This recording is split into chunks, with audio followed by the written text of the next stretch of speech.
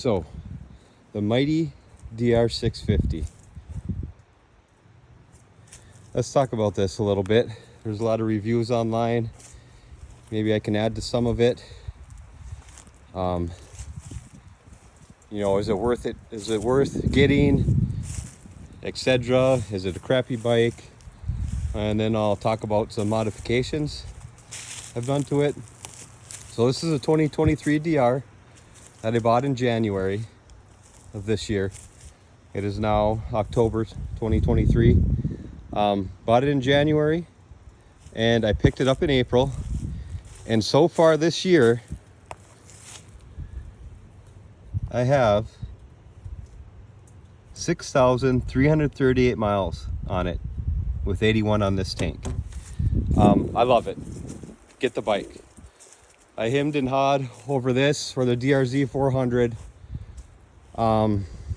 Main reason was, now I've done everything from single track on this, 4 service roads, commuting to work, okay, and just putzing around town, whatever. I mean, the bike does it all.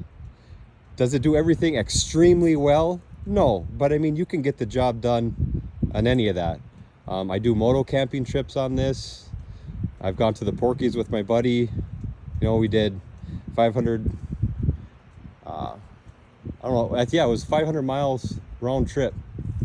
I drove up, did a 230 mile trip. I drove all highway, didn't have to trailer the bike to a single track trail. I mean, it's just, it's an awesome bike, man. Now, like I say, I thought about getting the DRZ400, and that's a great bike too.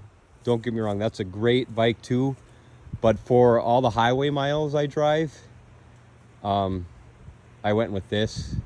And I wanted, you know, although I don't know the exact specs as far as horsepower goes, but I mean, this is a torquey bike and I like that.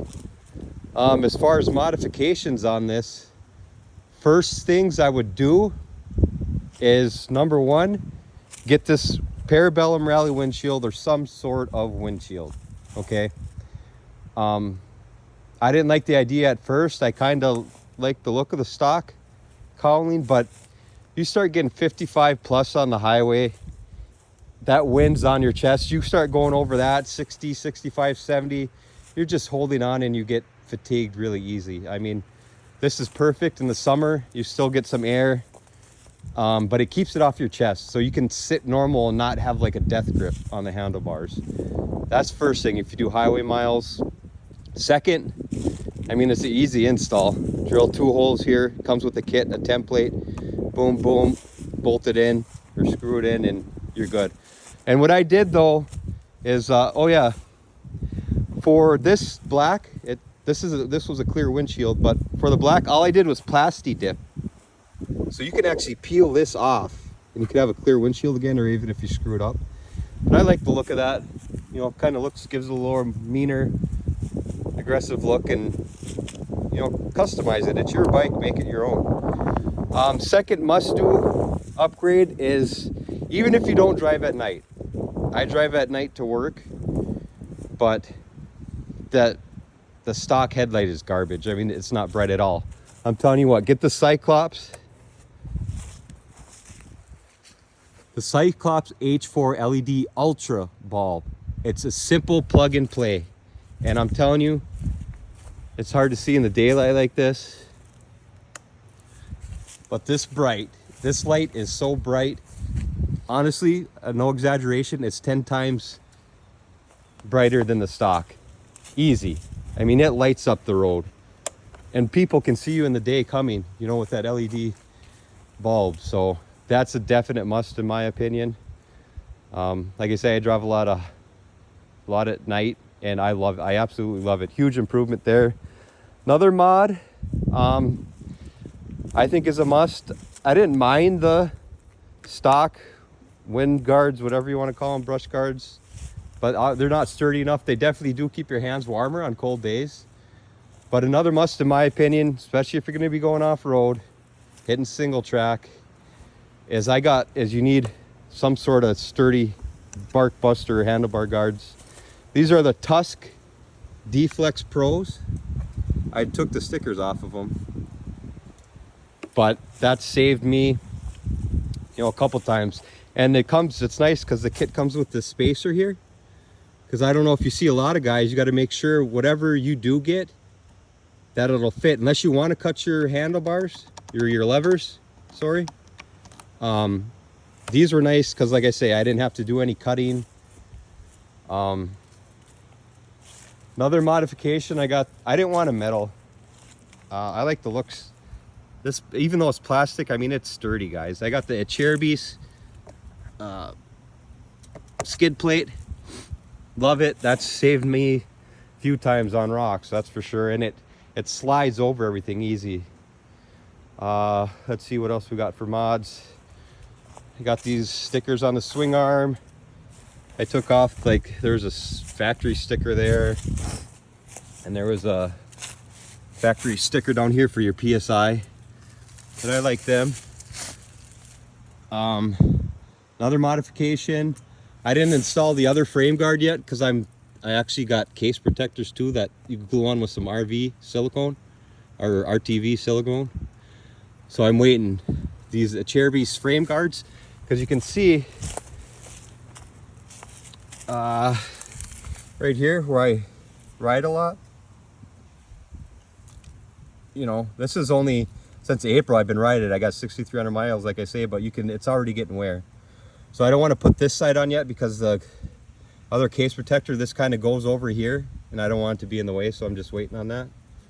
But yeah, so I'll be getting case protectors. Let's see what else. Oh yeah, Precision Motorcycles tail rack. It's nice because it comes drilled like this already, so if you want to put a Rotopax fuel cell on here or anything else, what I do, because when I moto camp or go on longer trips, I mount my 1.75 gallon Rotopax fuel cell on here, and I got a water fuel pack also. It's easy, you can just reach under here, bolt it, twist it on, and then I got an extender if I want to carry two of them. I got the Precision Motorcycles tail rack, or side guards, sorry. Tail rack, side guards. And even if you don't end up putting on saddlebags, I mean, I kind of look the looks of this, and it does protect you when you fall. I did get a different bolt because I wanted it longer than what it came with, but you can figure it out. You can still get, it's harder to get this side off with the stock the stock muffler, but with this is a lot thinner aftermarket exhaust, so I can pull this off and I go down right through here, so you don't have to take off the side guards with these Precision Motorcycle side racks. If you find reviews, you can get them off. And the front, I mean, I slide it, you just undo the bolt here, slide it right out so you can access your air filter, remove your seat, and like I say, extra crash protection. And honestly, the bike still looks good with it. More accessories. I did get the Nelson rig saddlebags on each side. I think they're 23 or 24 liters, and then I got the dry bags to go on top of them. So I got, let's see, 25, 50. I almost got, 100 liters of space. And I go on my moto camping trips, and it fits, I mean, everything. And then I got my tent. I just buckle down here for like a backrest against my fuel pack and water pack. Then I can put my lunch cooler on top here of that. It only sits about this high too. And I strap them down with the rock straps. But I really like that. Like I say, Precision Motorcycle. I did get the kit from Procycle to move that bulky taillight. So this is the 250 taillight conversion. Really easy. It's simple plug and play. The wire just runs underneath here. So you can see. I did duct tape it because the stock taillight has 3 holes. This conversion only has 2, which I stuck an earplug in there, and then I just electrical taped it just to seal it so nothing gets in there. But no one's gonna see that anyway. So this wiring runs down to your side, and there's 3 like little pigtails. You just unplug them, plug this in, goes in really Easy, super easy install. I got the Zittimer tail tidy, and that comes, you know, with the LED light. It really cleans up, get that plastic, you know, that big bulky plastic thing off. This is another pretty easy mod. What I did is it comes here, and all you got to do is cut where it comes down to your stock plastic. You cut that there, and then it comes with the kit to basically, you just twist the wires that you cut up here and plug it into the Zittimer tail tidy, and it comes with like heat shrink and everything. So that was another easy install. What else? Giant loop handlebar bag.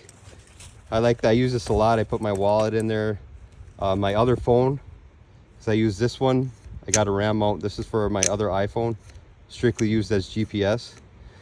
But you can store, you know, money, wallet. I got my insurance and registration in a plastic bag, my iPhone charger, you know, zip ties, whatever. I got like a clock, because I don't really take my eyes off the road. So I can just, you know, I don't want to, if I have a wristwatch, I don't want to look, I can just look straight down, simple. What else? Oh yeah, as far as the aftermarket exhaust, this thing barks. It's the DG V2 slip-on exhaust, not the RST, but the DG V2 slip-on. And it barks. I mean, it changes. If you want a deep, throaty sound the way a 4-stroke should, I'm not talking this muffler up, but it's legit. Get it. The only thing is, because it is more free-flowing, you will get a noticeable decel pop from the stock can. I'm in the process of fixing that. I'll go into that a little later here in the video. But it will pop more. So you can either just slowly let off the throttle, or do what I'm gonna do, is I'm getting the Procycle Jet Kit. So I got that on the way with my JIS bits. So I'm gonna rejet the carb.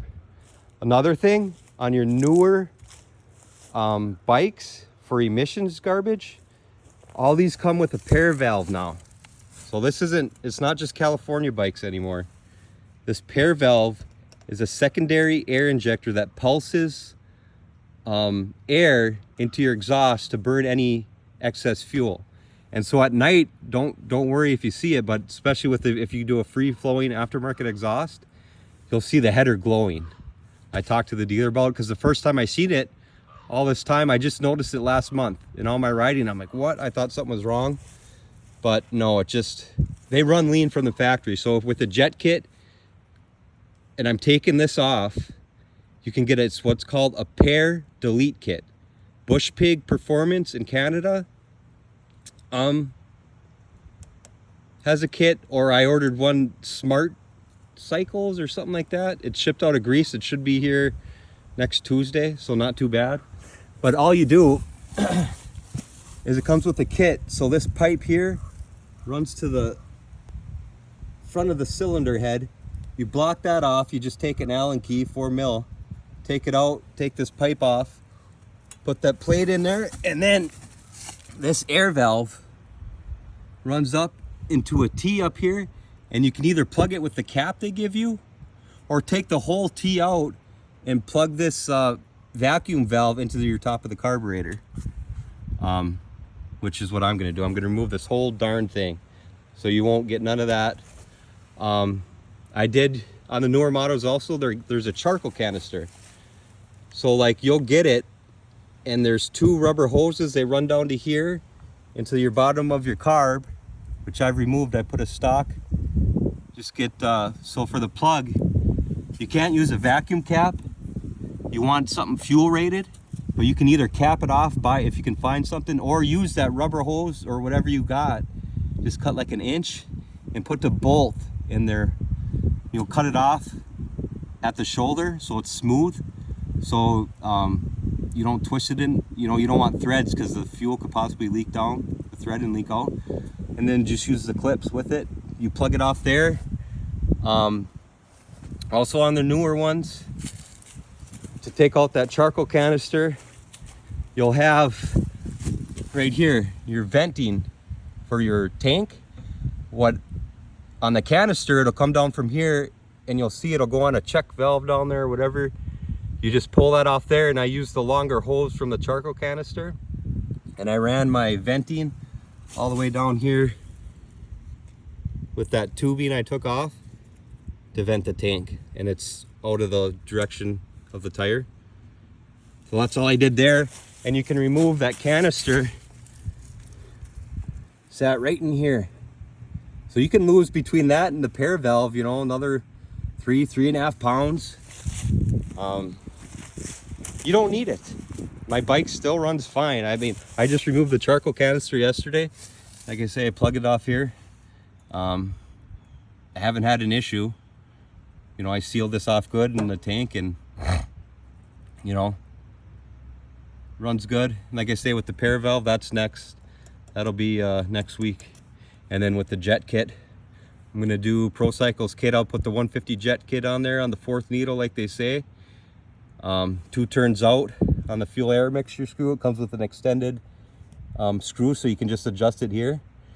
And I'm gonna, hopefully before the snow hits, and then after I do the base settings and come back on a hot ride, I'll adjust the fuel air mixture and, you know, see from there if I'll have to go to maybe the 3rd notch. I don't know. So that's all the mods and accessories.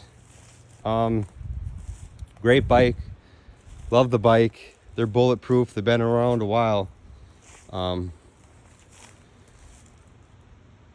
It's just, I love it. So if you're in the market for a dual sport, and that's the other thing, my buddy's got a nice mid-sized adventure bike too, and I love it. I grew up more on dirt bike stuff, so this has the more dirt bike feel to it.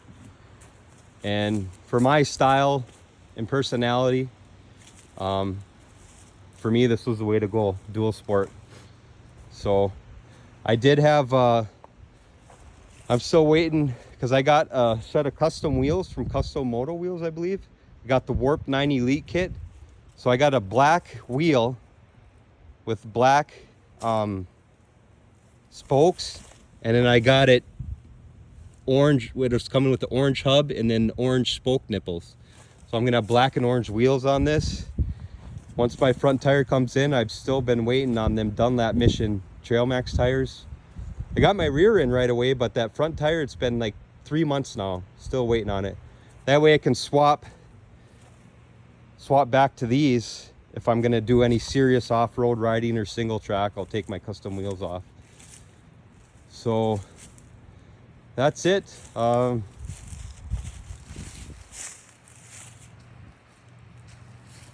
you enjoyed the video.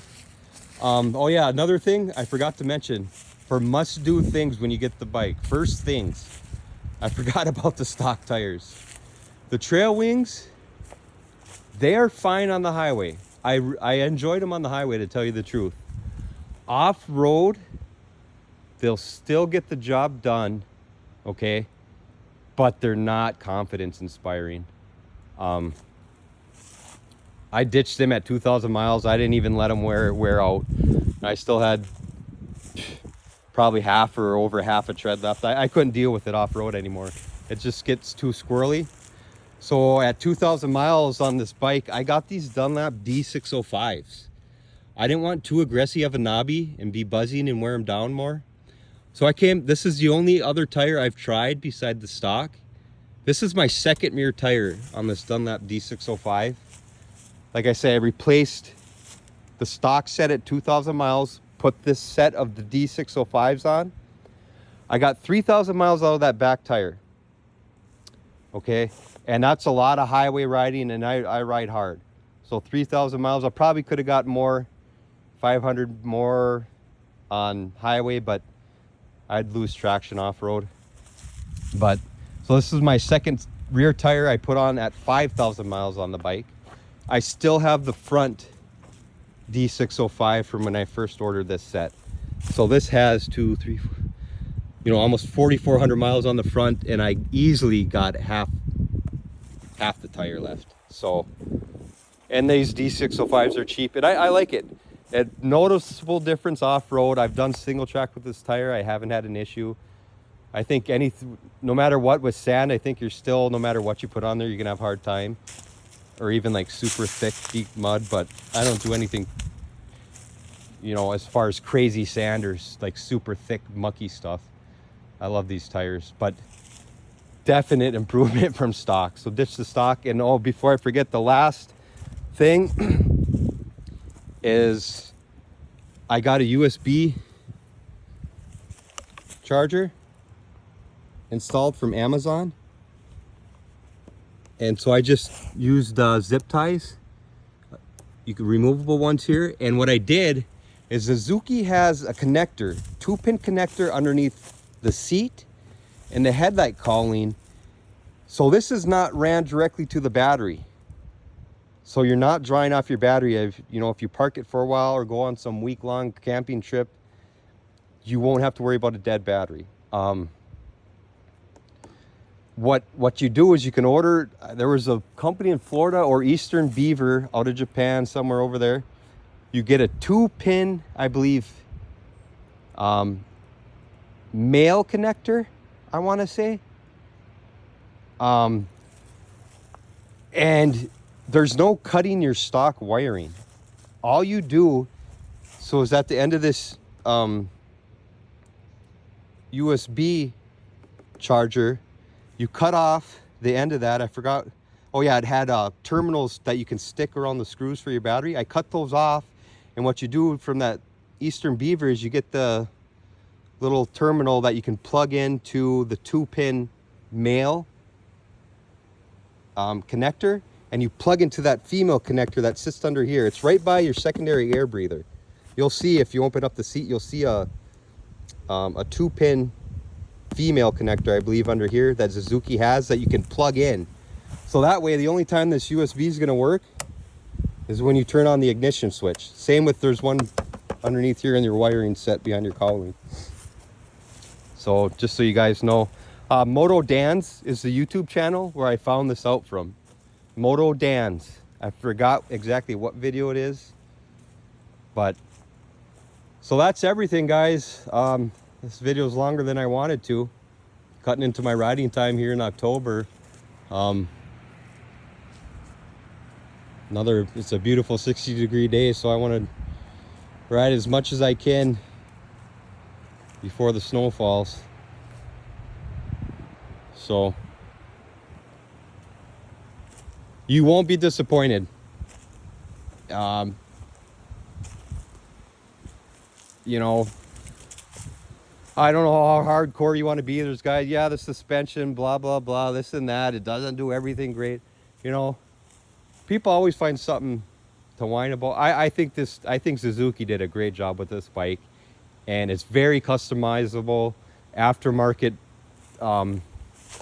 is galore. You can make this into what you want to make it.